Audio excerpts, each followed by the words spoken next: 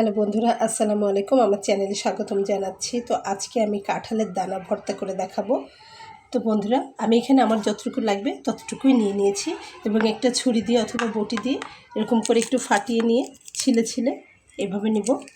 তো আমি এখানে ছিলে নিচ্ছি, দেখুন এরকম। তো আপনারা চাইলে এরকমভাবে ছিলে নিয়ে একটু পানি দিয়ে ভিজিয়ে রেখে তারপরে ডোলে উপরের এই খোসাটা তুলে ফেলতে পারেন, অথবা অনেকে বলে যে উপরের খোসাটা অনেক বেশি পুষ্টিকর, সেজন্য আপনারা চাইলে নাও তুলতে পারেন বন্ধুরা। তো যেহেতু আমি এখনই ভিডিওটা করব, সেজন্য এটা আমি আর তুলতে পারবো না, এটা তুলতে অনেক সময় লাগবে। তো আমি এভাবেই করে নেব, জাস্ট নিয়ে পানিতে ভিজিয়ে নেব সবগুলো ছিলে।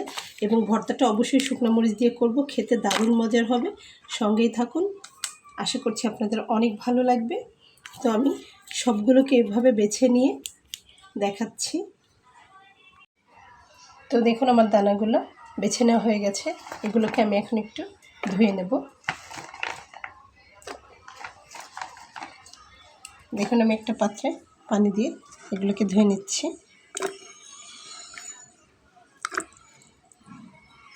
তো এই যে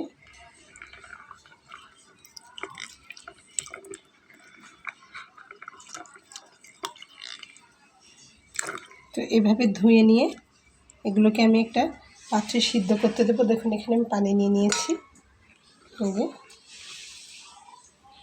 সিদ্ধ হতে দেব।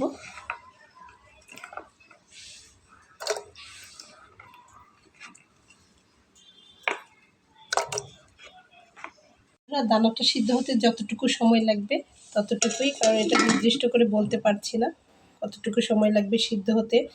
তো দেখুন আমি এখানে অনেকটা পরিমাণ শুকনো মরিচ তেল দিয়ে ভেজে নিয়েছি একটু মুচমুচি করে।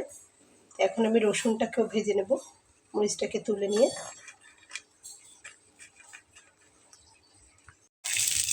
তো শুকনো মরিচগুলো ভেজে নেওয়ার পরে আমি একটা রসুন এখানে ভেজে নিচ্ছি এরকম করে হালকা তেলে। রসুনগুলোকে ভেজে নেব।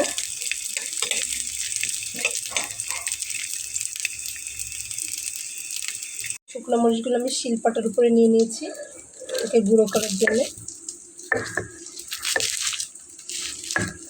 দেখুন আমি ঠিক এভাবে শিলপাটা একটা গুঁড়ো করে নেব। তো বন্ধুরা দেখুন এদিকে আমার দানাটা সিদ্ধ হয়ে গেছে, আমি একটা তুলে দেখাচ্ছি, যেরকম। তো এটাও আমি এখন শিলপাটাতে থেতো করে নেব। এরকম করে আপনারা চাইলে ব্লেন্ডারেও করে নিতে পারেন, কিন্তু আমি শিলপাটাতে করব। ভর্তাটা শিলপাটাতে করলে মজা লাগে।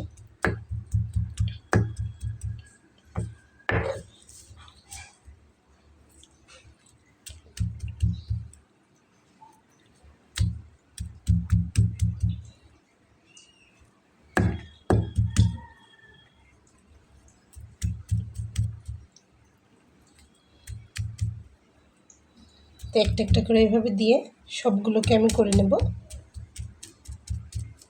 আমি এরকম করে নিয়েছি, হয়ে গেছে। এখন এটাকে আমি তুলে নেব। তো বন্ধুরা, একটা ভিডিও তৈরি করতে কত কষ্ট, কতটা ভালোবাসা জড়িয়ে থাকে আপনারা তো বুঝতে পারেন আশা করছি। তো ভিডিওটি অবশ্যই লাইক করবেন এবং ছোট্ট করে একটা কমেন্টস করবেন।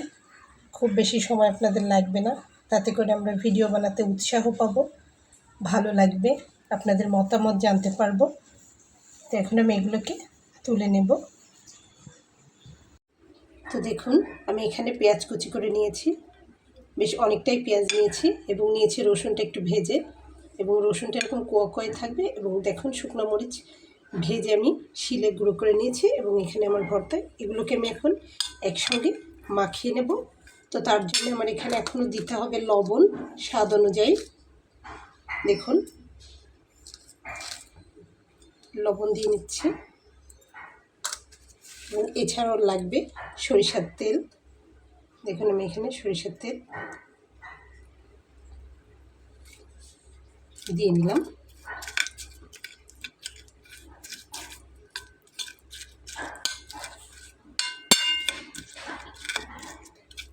তো আপনারা হাত দিয়ে মাখিয়ে নেবেন, আমি হাত দিয়ে মাখাতে পারবো না, যেহেতু ফোনটা ধরে আছে এক হাত দিয়ে, অফ অন করতে লাগে হাত শুকনা, তো তাই জন্যে।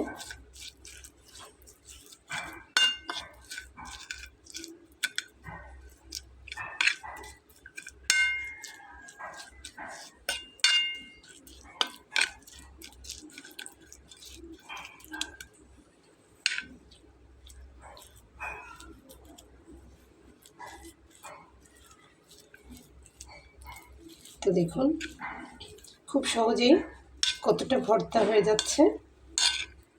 তো যেহেতু কাঁঠালের বিচিটা একটু শক্ত হয়, ভর্তাটা অনেকে খেতে পছন্দ করে কিন্তু করতে চায় না কষ্টের কারণে।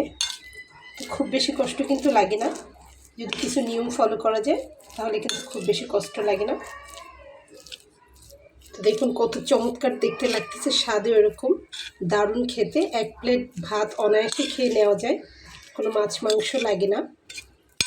তো বন্ধুরা, এমন মজার ভর্তার ভিডিওতে অবশ্যই একটু কমেন্টস করবেন। আমার এত কম কমেন্টস করে আমার যারা দর্শক, মনটা খারাপ হয়ে যায়।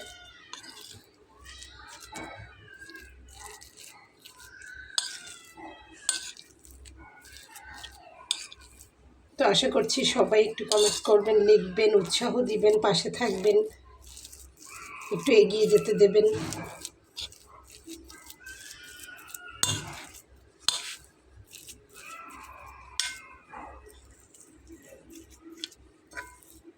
তো ব্যাস হয়ে গেল।